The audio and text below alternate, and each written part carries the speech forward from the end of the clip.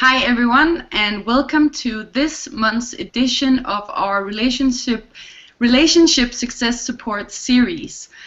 We have moved through this series of focusing on relationships through the last year, where we started with the entire process that comes even before one goes into a relationship, and now we're at the point of discussing what goes into being in a relationship. And the topic of today is communication as the key to creating an effective relationship. And so we're going to talk about what is effective communication, how can you establish effective communication with yourself and your partner or your potential future partner, and what do you do when the communication is not effective? How do you get your relationship back on track in those situations? And as always, we are joined by our co-host and resident relationship expert and senior staff member, Cerise Pullman. Hi, Cerise. Hey, Anna. And then today we have our two special guest experts on communication, and that is Garb and Dan from the US. Hey, Garth. Hi, guys. Hey. And as always, you can ask questions and you can post comments live to the panel here during this next hour. To do that, you have to go to our Google Plus event page. If you're watching on YouTube, you have to click where it says be part of the conversation. If you're logged in with your Google Plus account, you can post questions or give the panel perspectives on everything that we discuss here. And we really recommend doing that because it gives an awesome interactive discussion where we can give perspectives live on the air on your questions or comments. All right, so let's get into it. So, Cerise, do you want to start by giving us an overview of what is involved with communication in a relationship? Why is it so important? Why is it the key to a successful relationship? Well, let's say that communication is the key to sharing yourself with your partner and getting to know your partner. So it's essentially what helps each person see where they're at within themselves and with each other. Now, essentially communication is sending and receiving messages. But what makes it tricky with people is that there's another factor involved, which is interpretation. So the message that you're sending may not necessarily be the message that someone is receiving. And that's what makes relationships sometimes challenging, because if you're trying to say one thing, but your partner is understanding it in a different way, you end up with this conflicting kind of position on something that you should be on the same page on. Very often you'll find that let's call it ineffective communication, that it comes from two or more people not having the same definitions of words. So if you're saying the word love, that doesn't necessarily mean that your partner or the person that you're speaking with also sees that word in the same way. And that is often what will cause those conflicts, because you're not on the same page. You think you're talking about the same thing, but you're not. And often where people get stuck is taking the time to actually get to know each other, to know how your partner is defining words, so that you can get to a point of being on the same page. So that is the point that actually can take quite a lot of work, because there are so many words in the dictionary. There's a lot to do, and a lot of different people have a lot of different experiences with words. So one word for one person may have a positive connotation attached to it, but for another person it may be a negative kind of word. And it takes time to get to the point of clearly understanding each other. Garb and Dan? Yeah, I was just going to ask you, I want to ask Garb and Dan about this point with the words, but first, Cerise, I just wanted to ask you, when communication is the key to a successful relationship, why is it that we don't learn about this, or it's not commonly that you take a course, or that you go with your partner, or when you start a relationship that you really put emphasis on this? And what is it that we then do instead of developing this communication? Okay, well, that's actually quite an interesting point. I mean, realistically, if you look at the world around you, this lack of effective communication exists everywhere within all of our relationships, whether it's familial, friendships, work relationships, interracial relationships. Everywhere there's this misalignment between people, and I think that, frankly, it's simply something that we simply have not considered, that it is something that could actually change a lot of things in the world by actually taking the time to really understand what someone is saying, instead of making assumptions and interpreting all of these things based on your personal experience. Because, I mean, if you look at something as common as a familial relationship like between child and parent, how often does conflict come because the child and the parent don't understand each other? And that is simply because of a lack of effective communication. So this is something that is really an issue across the board in all of our relationships. And it's something that could really change a lot of our experiences, not only in our personal lives, but I think on a global scale as well. Yeah, and what I was also looking at is this point of how, because we're not aware of it and we haven't considered it, and maybe Garb and Dan, you can relate to this as well.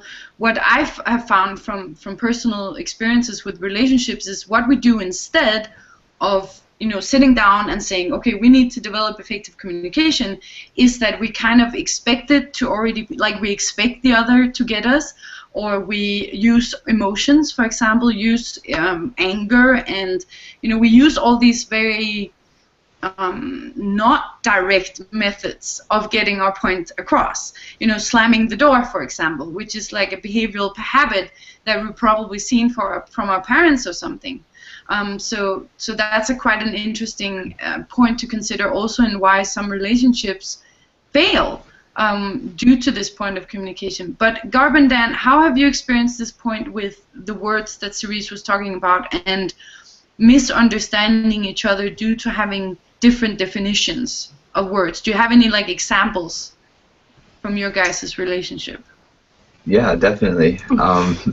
Without question, we've had a full year or more of just miscommunication. And one of the interesting things about words I've noticed is that how you're saying that we're not always speaking in a direct way, is that when there is a misalignment in our definitions, that there's kind of this pressure to teach the other person my own definition by by attacking their definition. So they know that's wrong, it's this way, and not enough time is taken to really step back and see that there is first a definitional misalignment, and then from there to work together to merge the 2 points together, because the agreement is always possible if you slow down enough to make that effort and do it.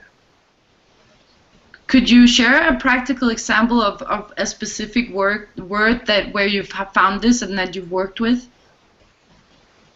Well, I can give an example of miscommunication that we actually just looked at recently.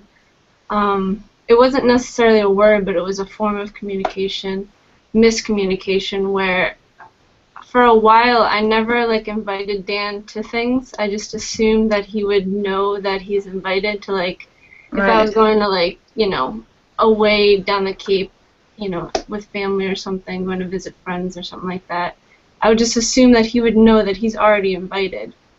And I'm sitting at home waiting for the invite. And he's just, where's my invite? Have that in him. Where it was for me, I more am I don't necessarily wanted to go to these kind of things, so in my own mind and in my own way of looking at it, I would rather not be invited. So I was kind of looking at him in a way where I interpreted him how I was thinking instead of actually going to him and directly figuring out, do you want to come with us? Like, you're obviously invited. She's being considerate, but not putting me in the position where I would have to reject the invitation. Interesting. Yeah, so it was like, that's just one example. So when you discovered that, wasn't that quite a cool moment? Because I could imagine that that kind of conflict can come up often. And if you don't even know that it's a communication issue, you know, it easily becomes like, you know, why does she always go to these things alone? And doesn't she, you know, it can like evolve into something really big. Yeah, I mean, that happened a lot.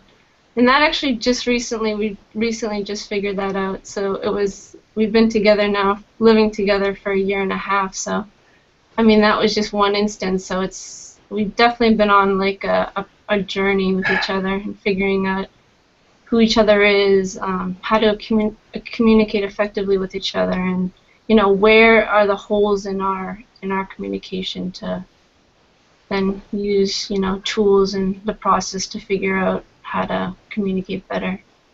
The Destiny Eye process.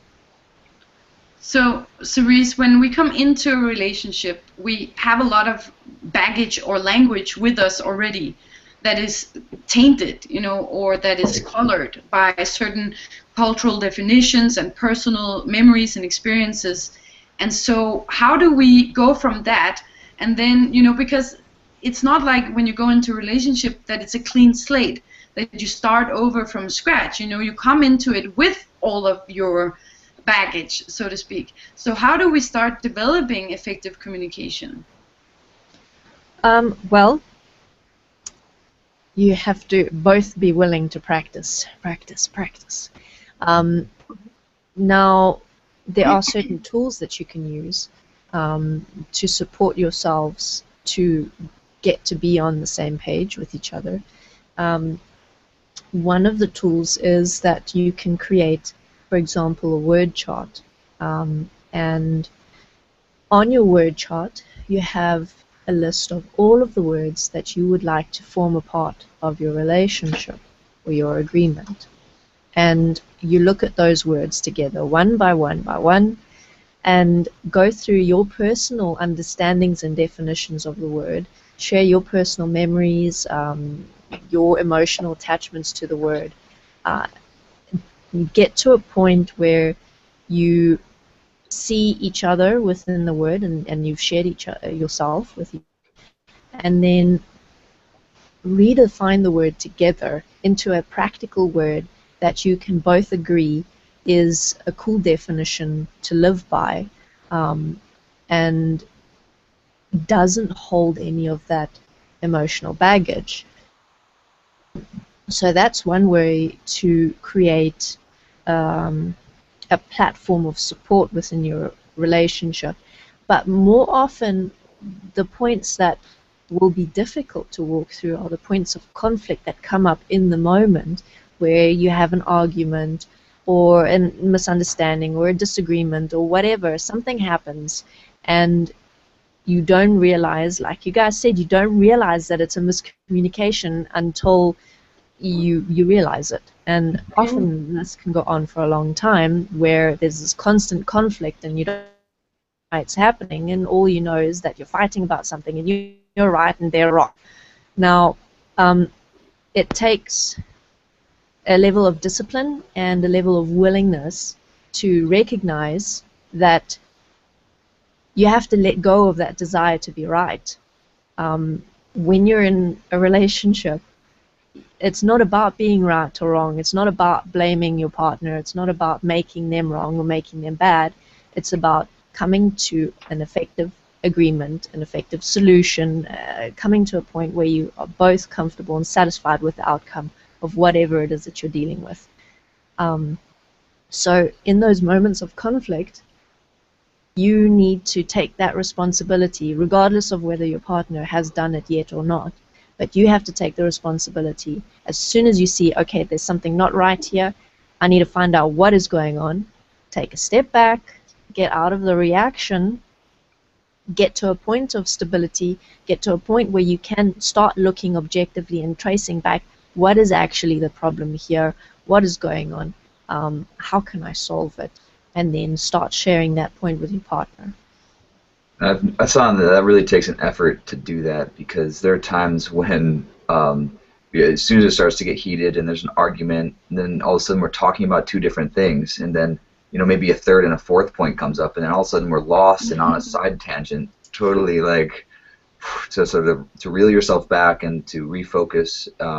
It takes an effort, and if you don't apply that effort, it's really easy to let things get out of hand. Yeah, and this is something that, again, it's something that most people don't know or tend to miss. That we've talked about this in previous hangouts, that we think that we can go into a relationship, and then just by creating that bond of saying now we're in a relationship, then that is supposed to hold everything. That's supposed to hold us. That's supposed to be what sorts everything out when everything gets tough, and it cannot. So a real relationship, it takes a lot of work.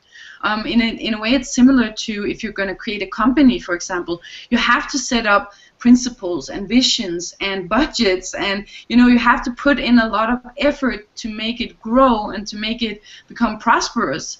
And we tend to miss that when it comes to relationships. So how did you guys experience this aspect, Garb and Dan, in terms of what you thought when you went into the relationship, and then what you've learned now in terms of actually working on communication between you?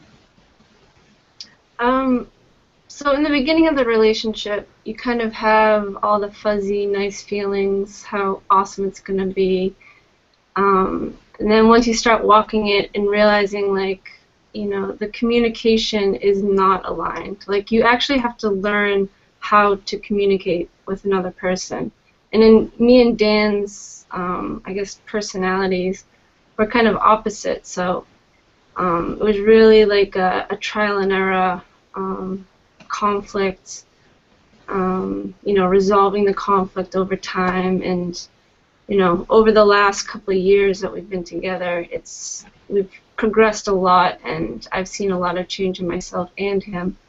So it's just like, like you said, like building something. It takes a lot of work, a lot of effort, and a lot of learning about yourself, who you are within yourself, where you need to change, and really how to support another person, how to support yourself. So a lot of stuff builds from the effort that you put in, and not giving up when it gets tough. Yeah, absolutely. I would say that I've been with my partner for over 5 years now, and the first 2 years were complete just miscommunication. We basically only started working on it after that. And then Cerise was saying this just before we started the hangout, and I thought that was really cool, or really accurate, is that even 5 years in, when these major conflicts come up, it's like you go back to scratch. You go back to step one of communication one-on-one. So why is that, Cerise? That even though we've worked on it, even though that it's starting to become effective, that it can still go all the way back to having these explosive fights, for example? Well, we're now heading into the territory of how the mind works, where as soon as a big enough emotional reaction is triggered, big enough that it can actually get to that point of consuming you, of overwhelming you, it basically, you lose all reason and you become a caveman type of thing, and you kind of tend to get lost in that overwhelming, demanding feeling of I have to be right, I have to win, and I have to be that number one, and everyone else needs to just shut up and sit down and listen to me. And, yeah. And do as I say. Exactly. And it can be a very overwhelming experience. I mean, getting yourself out of that is not always easy, especially with those big moments. So when you're in an agreement, these big moments are going to be happening most often with your partner, because that is the person you're spending the most of your time with. So you are going to be facing more of yourself with your partner than with any other person in your life. And you are going to bring the worst out in each other a lot of the time, because in a way it's points that you have to face,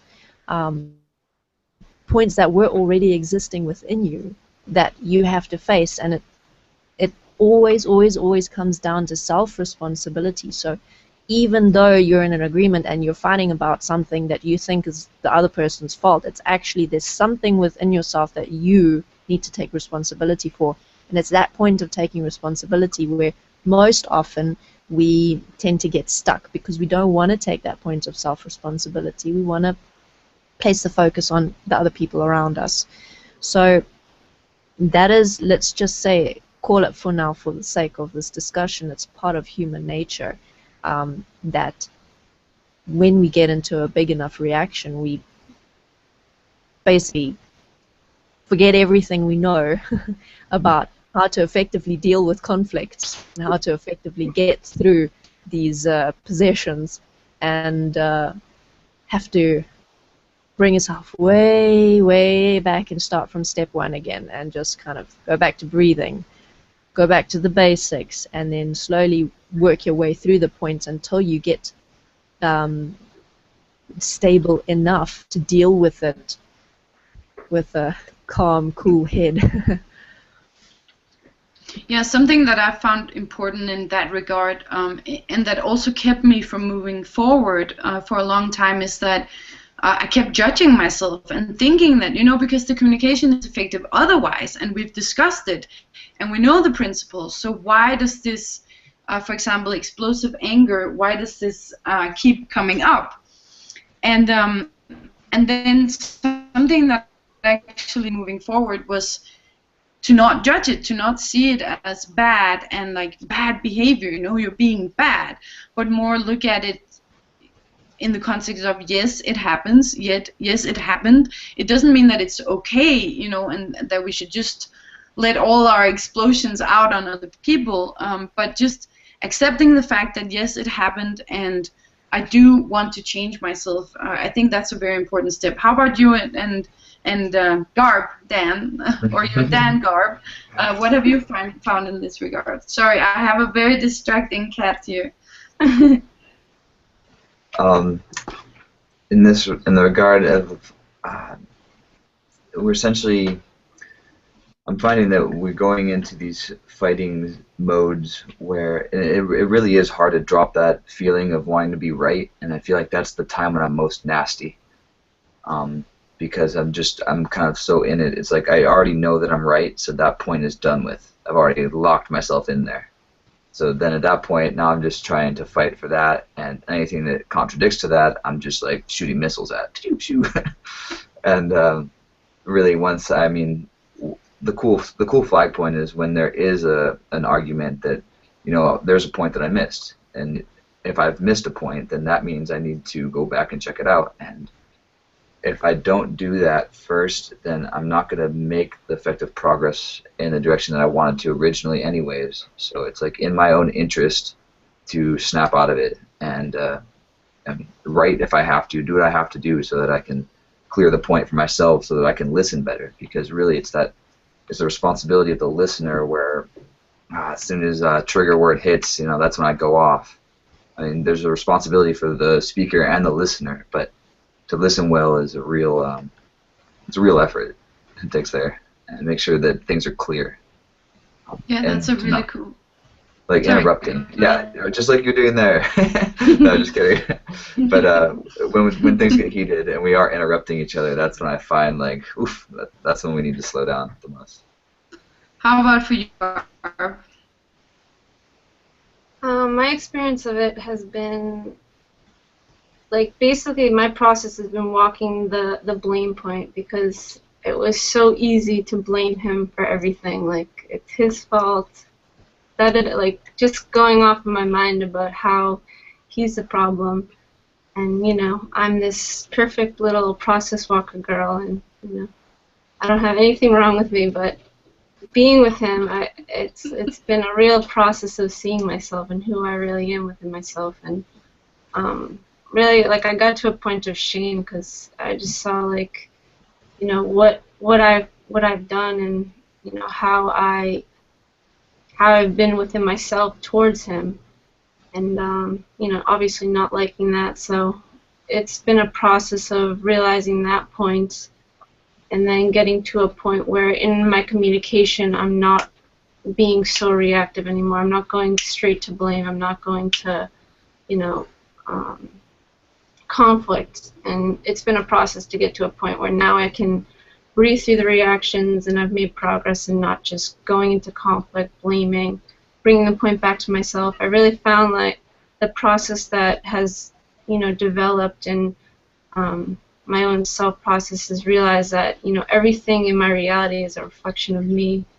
It's my own, it's like a mirror of myself, so bringing all the points back to myself and not worrying about what Dan is doing and who he's being within himself, because it's, you know, it's about me. Who am I? What's my responsibility? Where can I change? How can I change? What are the solutions that I can bring forward? And yeah, that's what I realized in the whole point.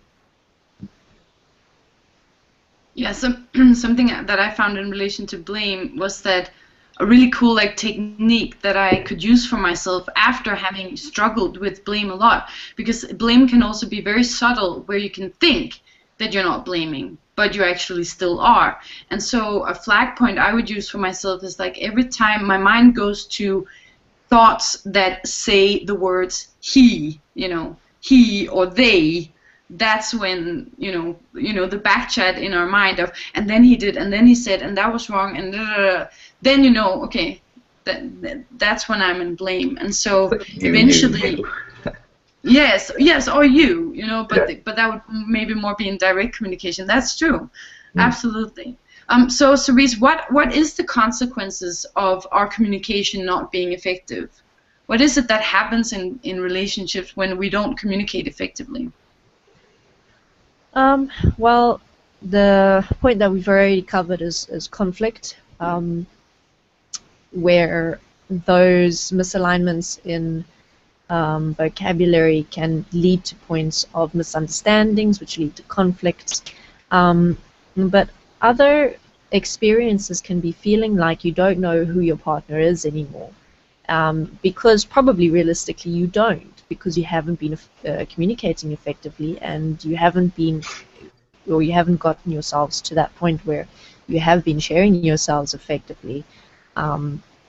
What you'll find is mostly at the beginning of a relationship, when it's all the warm fuzzy feelings and everyone's really excited and you're sold to each other, because of all the positive feelings going on, you generally tend to miss all of the misalignments, and then as the fuzzy feelings start fading and you start seeing more and more that there are certain places where you guys are getting stuck, it becomes more difficult to hold on to the positive feelings that you have around the relationship and that connection that you have with someone. So it feels like that connection is fading, like that spark is fading, like there's no more intimacy, because in actual fact, communication is the key to intimacy. Intimacy doesn't necessarily have everything in the world to do with sexuality and sexual expression. Intimacy, you'll find, comes more from open communication that you have created that safe space for within your relationship, to share yourself without fear of judgment, and to listen to your partner without judging. So Cerise, I have a question for you. So would you say that the fuzzy feelings and stuff in the beginning of the relationship, where there's like this feeling of intimacy, is maybe furthest from the actual case? Yeah, probably. I mean, in the beginning of a relationship, what you're mainly dealing with is energetic drives, and it creates the illusion of intimacy. It creates the the experience, that's more an appropriate word, but it creates the experience that everything is fantastic, that you're meant to be together, everything is great, there's that sexual drive between you, there's the drive to spend all this time together, all of this stuff is like really big and really intense, but as most people will be able to relate to, it fades over time, and what you're left with is very, very kind of shellish kind of thing of what it used to be, and it's not at all how you experienced it, especially if you didn't actually take the time to develop that effective communication and to work on the relationship. If you relied on those fuzzy feelings, on all of the good feelings in the beginning, there's no foundation left once the energy fades. What I've noticed too in my past relationships is that intimacy that we're both experiencing almost was never the same experience. It was two different versions of intimacy that were being experienced by individuals. So I can see what you're saying with it being an illusion.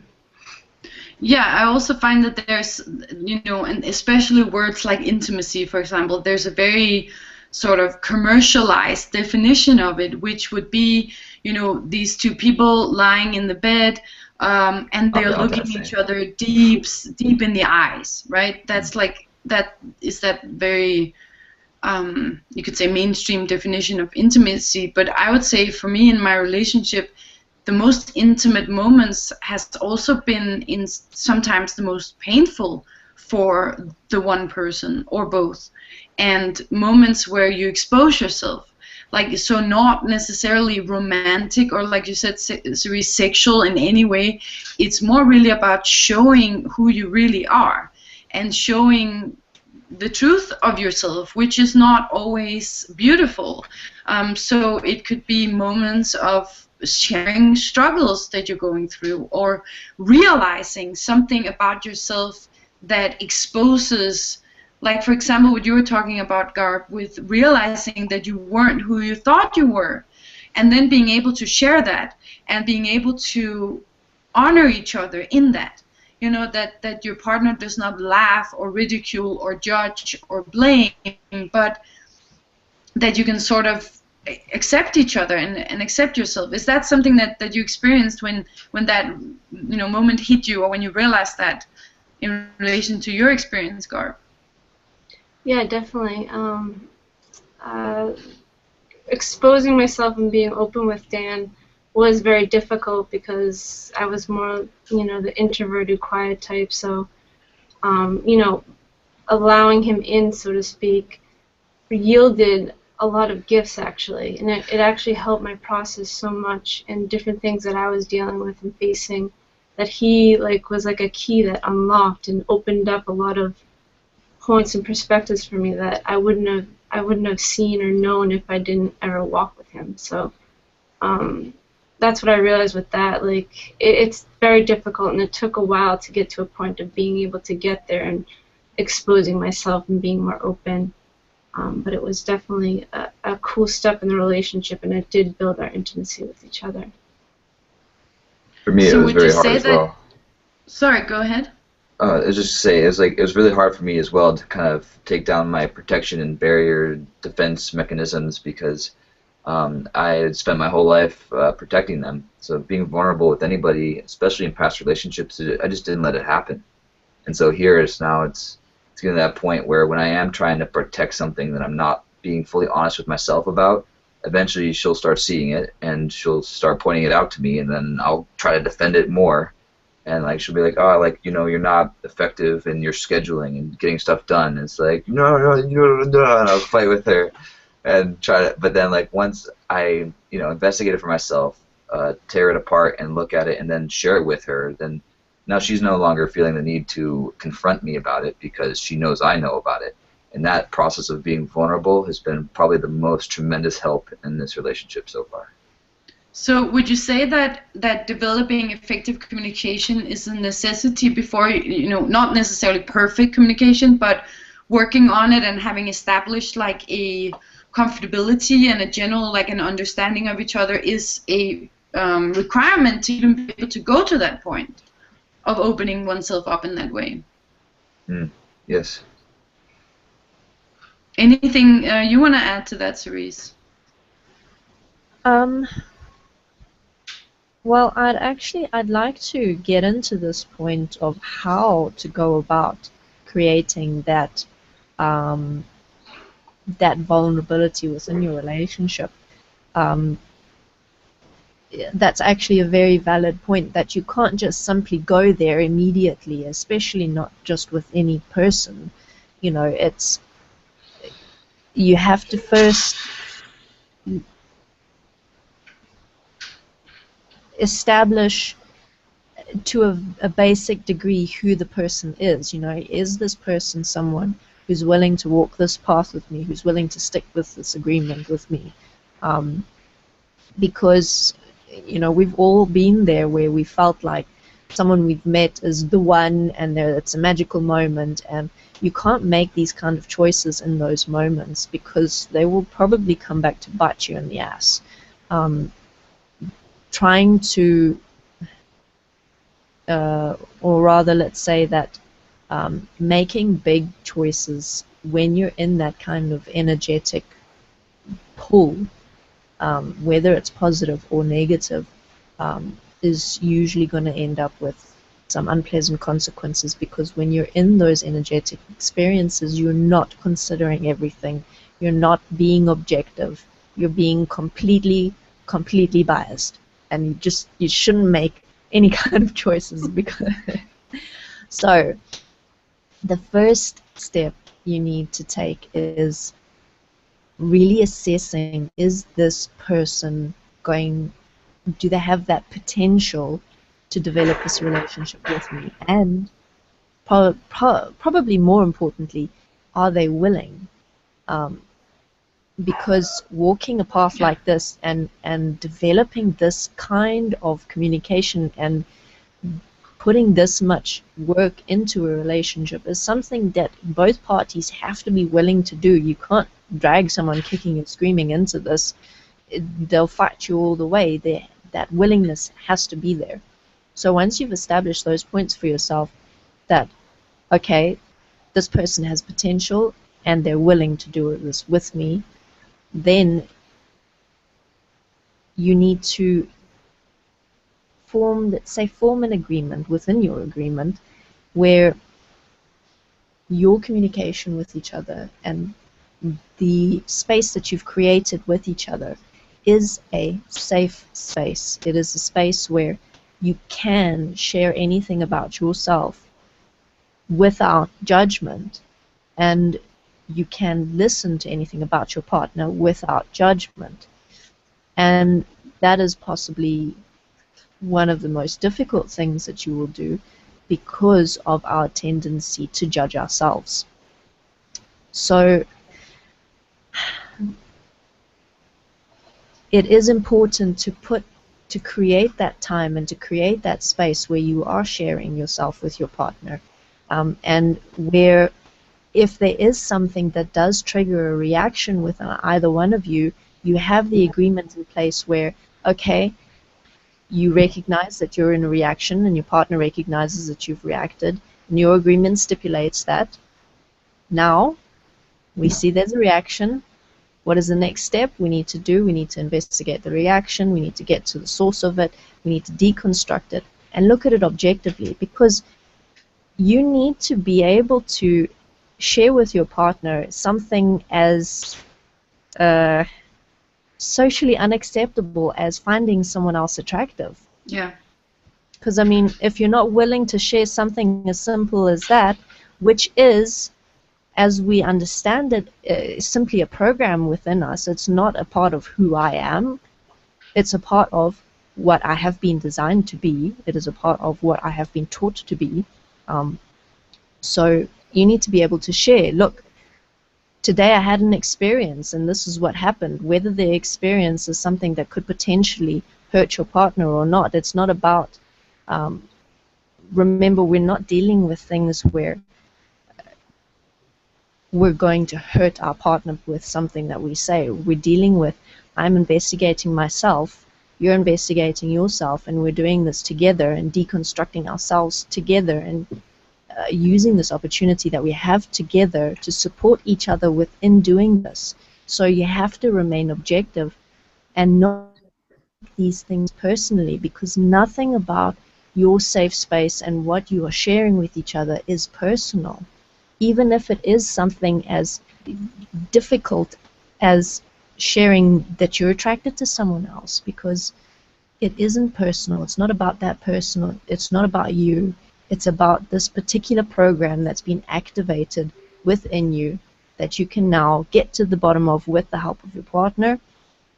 Walk self-forgiveness together, which is something that can be very powerful. Speaking self-forgiveness together on your point or their point, or your point that you're experiencing together. And there's some really cool moments and really cool experiences that can be shared within this. Even though thinking about it seems like a daunting task, or seems like something that you'd rather not do, some place that you'd rather not go to. So, yeah. It's cool that just to share an experience related. Right before we were getting on this hangout, we were both a little edgy, so we started to get into it. But we have been developing the sharing self-forgiveness spoken out loud with each other, and it is extremely powerful because we can totally transform a moment that was, where there was something that was going on in each of us. It was different for both of us, and doing our individual self-forgiveness both helped us relax. It's okay, refocus essentially. Yeah, and something that I see you guys are doing and that I've found to be of great support in my relationship is to be able to laugh at these reactions and see the silliness or the miscommunication, and because that kind of assists in stepping out of it and seeing that it's not real, or that it's not as bad as it seems, that it's actually in most situations it's more like a kind of a theater that we set up, and it's very over dramatic and over the top, and to be able to laugh at it in an endearing way towards yourself is, with self-acceptance, that goes a long way in terms of then also being able to investigate it and look at it in gentleness, instead of through judgment, and instead of through fear and blame, and when you can do that with yourself, you can also share it with a partner. Do you guys have found as well? We missed the question. Yeah. Oh, you missed it? No one Yeah. heard it? Just Well, the that's part. Really? Okay. No, I was just... Hold on, Anna, you're breaking up. We're losing you. Hold Okay, on. can you hear me now? Yeah. It's getting better, yeah.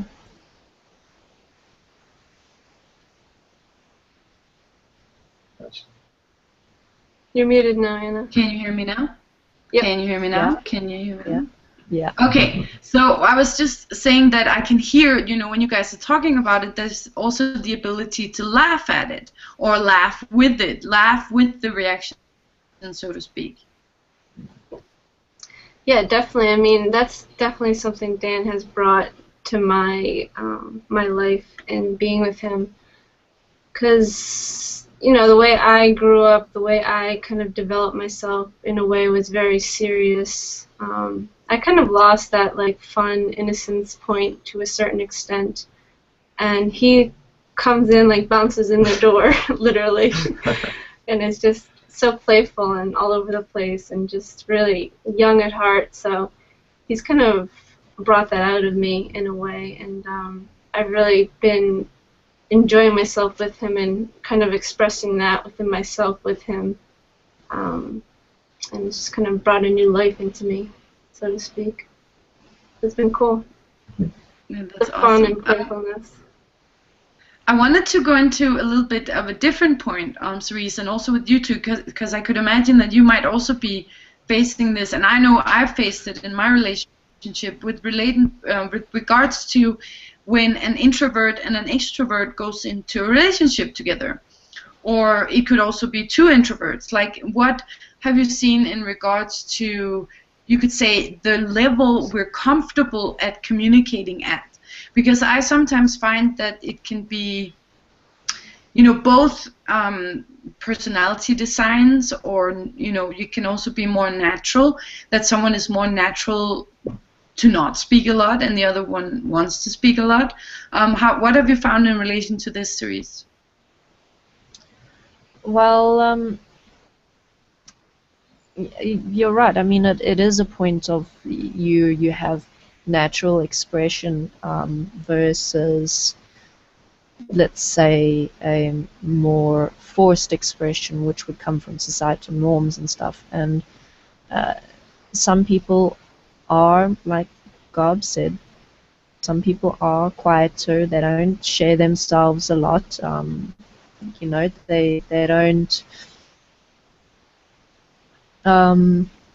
easily speak about what they're seeing and feeling, versus other people who are constantly sharing themselves, or kind of doing a running commentary of everything that goes through their minds. I mean, and you'll find that this kind of opposite does tend to kind of attract, and sometimes if both of the partners have put in the, let's say, the time, these two opposites can benefit each other and show, you know, each partner can show the other different perspectives and different expressions that, you know, benefit both of them. But it can also go wrong where they don't get to that point of developing an understanding about each other, and where everything is now taken personally, and the one that's quiet is blamed for not sharing and expressing themselves, and the one that's open and extroverted is blamed for being a loudmouth or whatever. So it's really the key to creating that balance between two people is developing that point of sharing, where the person who is a little bit louder or a little bit more extroverted develops within themselves the taking a moment to breathe, take a step back before speaking, slowing themselves down, and that's something they learn from their partner. And the other person learns how to express themselves more, learns that it is important at least some of the time to share themselves with their partner, if not because it's something that they personally want to do, at least it's for their partner's sake. You know, a lot of the time what people don't realize is that being in an agreement is not all about me. You know, you have to consider your partner. You have to consider that you have to sometimes do things that you would normally not really do, but you do it for their sake, or you do it for the purpose of the benefit of your relationship together. So really a point of pushing boundaries within yourself and supporting your partner to push their boundaries as well. Yeah, something that I found in being with a much more introverted partner, like we're also quite opposites, like you and Dan, you and Garb are. I'm keep this. Like Garb and Dan are. And then, you know, in the beginning, I was struggling so much with that, and I was doing like you were saying in the beginning, Dan. I was like, you know, thinking that he should be like me, and that, you know, there's something missing in the relationship because he's not like me. He's not doing the communication the way that I want to do it. But then, and this has actually caught me by quite surprise, is that as the relationship has developed and deepened, I've actually come to appreciate this about my partner. Not necessarily always or in all situations, but more as a part of his natural expression, to really see the benefits in it. You know, like you were saying, Garb, with Dan's playfulness in a similar way. And I find that to be very cool in as you expand on the communication and you actually start seeing the other person, you actually start seeing who they really are. And it has really shocked me how in the beginning, you know, I was just seeing like a fragment, and I was even not even seeing him. I was seeing more like my own projection, and then thinking about that, you know, where I'm seeing now, 5 years into it, I might still only be seeing 1%, and I find that to be quite exhilarating in a way to be, and also to even expand that from my relationship with my partner to other people, because now when I see them, I think to myself, you know, if I find myself judging them or thinking something about them, that I don't know who they are. I don't know anything about them. And so that's, I find that to be quite cool. But something else that I also wanted to mention, and maybe we should do one, this is a cool point to discuss, is the point of timing. So timing of communication. Because I found in, for example, a previous relationship that my partner would come home really tired from work, and then I would jump on him the minute he came through the door with all the things that I thought we needed to discuss. And then this happened, and now and this guy called, and he would just go like, whoa, whoa, whoa, whoa, whoa, whoa, you know, I can't handle this. And it took me a long while to understand that it was a matter of timing. You know, that I had to let him come through the door and kind of, you know, take a breath and take off his jacket at least before I started laying all of it on him. So have you guys found anything in relation to importance of timing and like when to speak, when to, you know, not speak?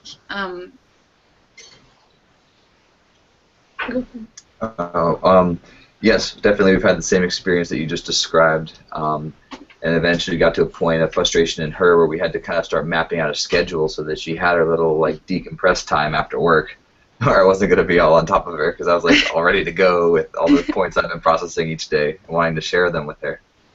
And also in relation to the discussions going way too late into the night, which is something we allowed in the beginning, but then it started to become a strain and harder to get up in the morning. So we started to schedule time in the weeks where we can open up discussions that will take a while to do, and rather than doing it always spontaneously, and you know, timing matters. Yes, we actually built a that reminds me. Oh, sorry.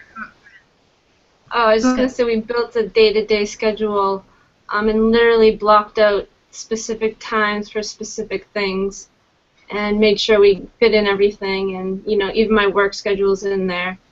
So everything is mapped out now, and we know what's next in the day. Like today is personal time for the night, so it's been very stabilizing, actually. Yeah, so it's really cool. Yeah. Because that was something that was frustrating for me, that you know, he's more spontaneous, so that's just how he is, and I was very scheduled with him before I met him. So kind of merging the two, it took a while to get to this point to realize, you know, we have to make a schedule and fit everything in, and it's been working well. In relation to that introversion and extroversion, I was like kind of needing some more energy from her socially, and she was needing more energy from herself alone. So there's like a strain going on there too. Kind of interesting. Yeah, I was just going to share a little funny thing, is that because my partner is, he goes into complete tunnel vision mode when he's working. So he can be almost impossible to get into contact with. And then if I keep going and I don't know when can we talk? You know, I'm waiting. So now I came up with a solution of putting up a sign that says like open for business. And so he can put it up, or like closed for business. So then I can just look over at his behind me and see, okay, now we can talk. Now it's not a good time. It's not quite implemented yet, but you know, this is the kind of creative solutions you can start coming up with. We only have about 2 minutes left, so Cerise, do you want to start adding closing remarks on this topic?